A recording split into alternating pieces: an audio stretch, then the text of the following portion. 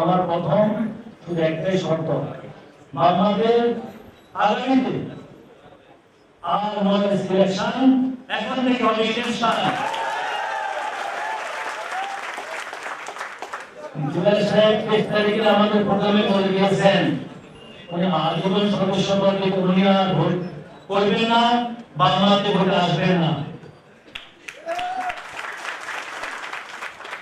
তারপরেও যদি জুলাই সাহেব কোন সময় ওনার খায়ের তাকে বাংলায় আসা, আমি আপনাদেরকে নিয়ে ওনার বিপরীতে ভোট করবো ইনশাআল্লাহ। শুধু আপনাদেরকে বিনীত অনুরোধ, একটা বারের জন্য আমাকে সময়, একটা বার শুধু একটাই কথা বলবো, আমি বিনীতভাবে ভোট চাচ্ছি, তাই না? ঠিক আগামী 2 বছর পর আপনারা আমাকে বলবেন বিনীতভাবে আবার থাকেন, আবার থাকেন, আমি সেই কাজ কিছু করবের ভিতরে বেঁচে থাকি, তাই না? আমি এমন কিছু করতে চাই আমার মৃত্যুর পরে যেন আমার কাজের মাধ্যমে আমি জীবিত থাকতে পারি। আমার এক ছেলে বাইরে থাকে, জানি না কোন সময় আমিও মারা যাই, কিন্তু আমি চাই আমার রাজনীতির মাঝে যেন আমি বেঁচে থাকি।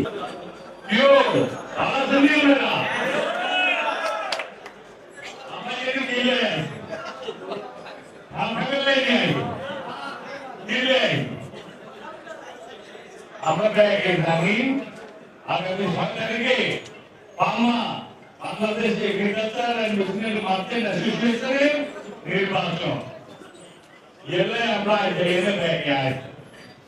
আজকে অনুষ্ঠান করছে কারা? আমার নয় জেলা প্রতীক নায়কটি প্রদানের জন্য খুব সচেতন ভাবে 1 থেকে 21 নম্বরের মধ্যে আমরা ধীরে জনস্থানের সিটটা দিব। এটা হলো আমাদের টার্গেট। এগ্রিকালচার অ্যাসোসিয়েশনের যে নির্বাচন, এই সমিতির যে নির্বাচন 2 বছর পর পর, এটি একটি গণতান্ত্রিক প্রক্রিয়া, একটি আইন, একটি নিয়ম। সেই নিয়মের ধরা রেখে এই নির্বাচন আগামী 6 তারিখ হতে যাচ্ছে। সেই নির্বাচনে 42 জন প্রার্থী, তার ভিতরে আমরা বাংলাদেশ এগ্রিকালচার অ্যাসোসিয়েশনের নির্বাচনে গণতান্ত্রিক ব্যবসা ঐক্য পরিষদের প্যানেল হিসেবে আমরা নির্বাচনে অংশগ্রহণ করছি। জনাব তাওয়ারউদ্দিন ভাই এই প্যানেলের প্রধান হিসেবে উনি নির্বাচনে প্রতিদ্বন্দ্বিতা করছেন এবং তার নেতৃত্বে আমি কৃতজ্ঞ যে আপনারা 3বার আমাদের এই এগ্রিকালচার সেক্টরে আমাদের সভাপতি নির্বাচিত করেছেন এবং 3বার আপনারা ফেডারেশনে আমাকে পরিচালক হিসেবে সে হওয়ার সুযোগ আপনারা করে দিয়েছেন। পাম্মার সদস্য না হলে কিন্তু, পাম্মার সভাপতি না হলে কিন্তু সেই সুযোগ আমি পেতাম না।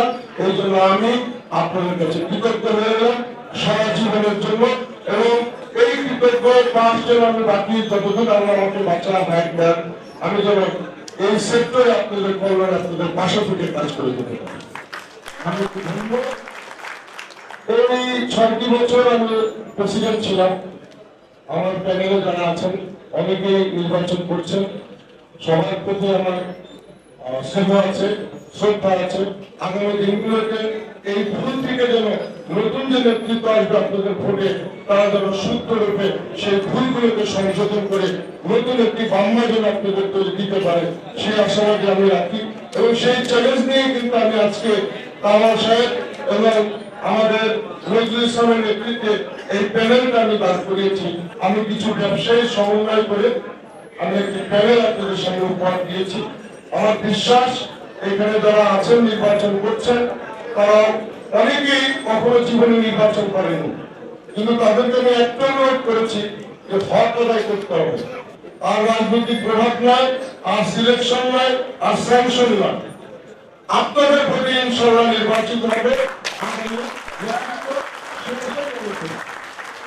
আপনারা যারা এখানে বৃহত্তর নোয়াখালীবাসী, আপনাদের প্রতি আমার আহ্বান থাকবে আগামী 6 তারিখ গণতান্ত্রিক ব্যবসায়ী পরিষদে 1 থেকে 21 এই প্যানেলে ভোট দিয়ে আপনারা আগামী 2 বছর আপনাদের সেবক হিসাবে আমাদেরকে কাজ করার সুযোগ দিবেন।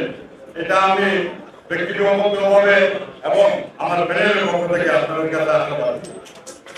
যেহেতু আপনারা মনে করছেন গান্ধীরা তাকে দাঁড়ায় থাকতে সাহায্য করে, আর প্যানেলটা তাকে গবেষণা বা মানুষের তাকে নষ্ট করা থেকে সাহায্য করে। আপনারা ব্যবসায়ী, আপনাদের ব্যবসা আপনারাই করবেন, আপনারা আপনাদের জীবিকা আমাদের ব্যবসা থেকে করবেন, কিন্তু বামাকে কেন ভোট দিলেন? বামাকে এই জন্য ভোট দিলেন, আপনারা বামাকে ভোটের দিন নির্বাচন করবেন। এই পদ্ধতি আপনারা সমালোচনা করে করবেন, আপনারা ইমোশনালি কোনো ভোট দেবেন না। আপনারা কালকে তো ভোট দেবে, আগামীতে আপনাদের বাংলা কোনো প্রয়োজন মানে এভাবে সেটা বিবেচনা করবেন। আমি এই মনে করি আমাদের যে একজন প্রতিনিধি এটা সমাজের প্রতিনিধি হতে এখন আজকে ব্যবসায় নিজের